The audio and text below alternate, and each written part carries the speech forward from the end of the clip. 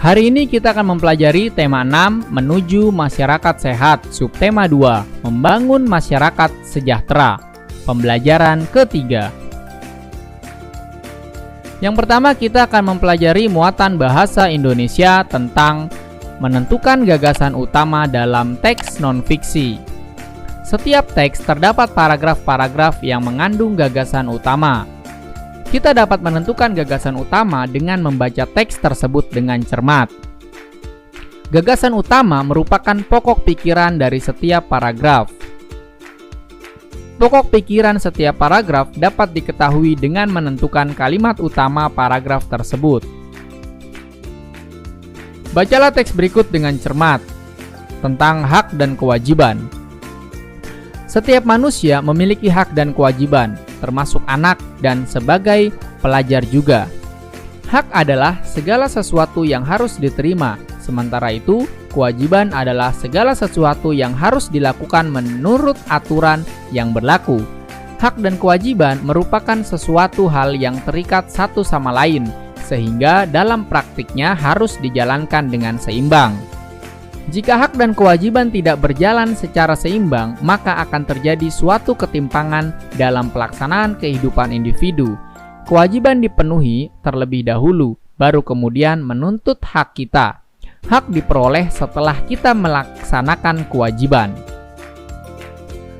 Tentukan kalimat utama pada teks berikut, kemudian tuliskan gagasan utamanya dari paragrafnya.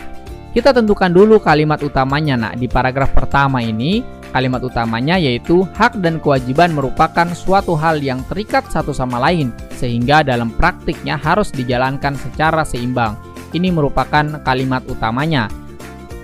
Dan gagasan utamanya berarti tentang hak dan kewajiban manusia.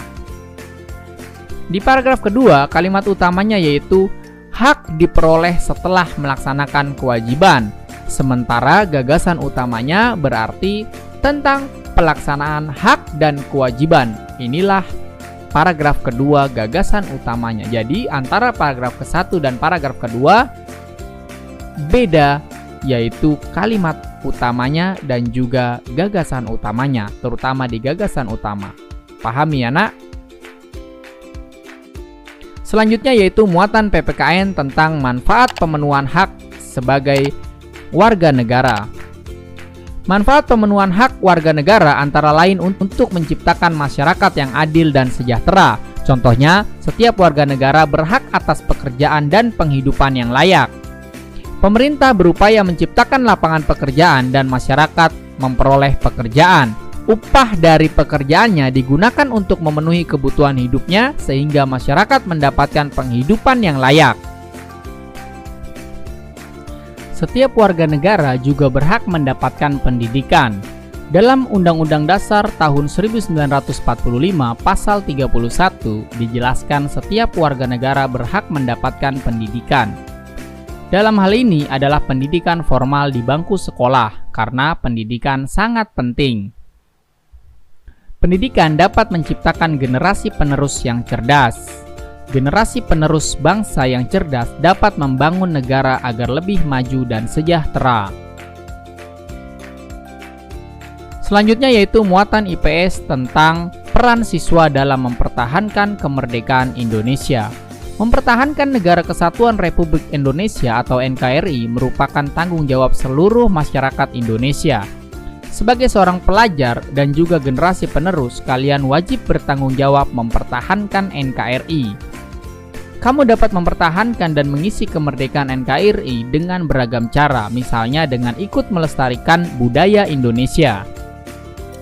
Menjaga kerukunan dan kedamaian di lingkungan kita juga merupakan salah satu usaha untuk mempertahankan NKRI. Berikut ini merupakan contoh menjaga kerukunan dan kedamaian di lingkungan sekolah. Yang pertama, mengembangkan rasa toleransi antar teman. Yang kedua, bermain dengan teman tanpa mempedulikan perbedaan suku, bangsa, agama, dan budaya. Yang ketiga, saling menghormati dan menghargai antar sesama teman. Yang keempat, mengutamakan kepentingan bersama daripada kepentingan sendiri. Membiasakan tindakan-tindakan tersebut dapat mencegah perpecahan. Jadi, jika perpecahan dapat dicegah, maka keutuhan NKRI dapat terus terjaga. Kita mulai.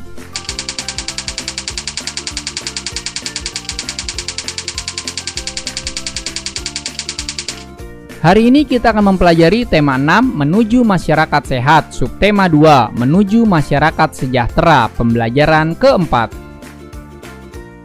Yang pertama kita akan mempelajari muatan IPA tentang perbandingan ciri-ciri fisik remaja laki-laki dan perempuan pada masa pubertas.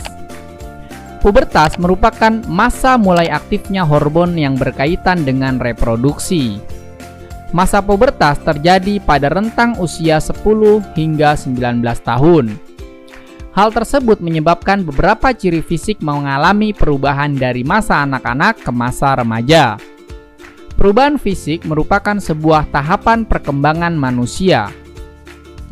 Terdapat perbedaan antara ciri fisik remaja laki-laki dan perempuan pada masa pubertas. Ciri-ciri fisik yang mulai tampak pada remaja laki-laki seperti jakun mulai tumbuh, kemudian kumis juga mulai tumbuh, dan suara lebih berat. Sedangkan ciri fisik yang mulai tampak pada remaja perempuan yaitu pinggul mulai melebar, payudara mulai membesar, dan suara lebih melengking. Berikut ini merupakan ciri fisik remaja laki-laki dan perempuan. Ini merupakan remaja perempuan dan ini merupakan remaja laki-laki. Terlihat perbedaannya ya nak?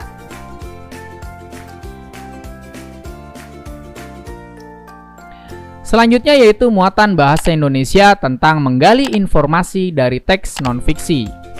Kita sudah belajar menemukan kata kunci dari judul teks non-fiksi. Selanjutnya dari kata kunci tersebut kita dapat memperkirakan isinya. Berdasarkan kata kunci, kita juga dapat memperoleh informasi dari teks tersebut. Kata kunci dari sebuah paragraf dapat berupa kata atau ungkapan yang berisi informasi penting. Kita dapat membuat peta konsep dari kata kunci yang terdapat di setiap paragraf. Peta konsep tersebut menggambarkan informasi dari teks yang kita baca. Bacalah teks berikut dengan cermat tentang makan sehat untuk pertumbuhan. Anak dalam masa pertumbuhan serta perkembangan sangat membutuhkan beragam jenis makanan yang kaya akan nutrisi yang tepat. Anak dengan nutrisi yang cukup, maka proses tumbuh kembangnya akan lebih baik. Oleh karena itu, maka sangat penting bagi orang tua untuk mengetahui jenis makanan sehat yang harus dikonsumsi anak untuk menunjang pertumbuhan serta perkembangannya.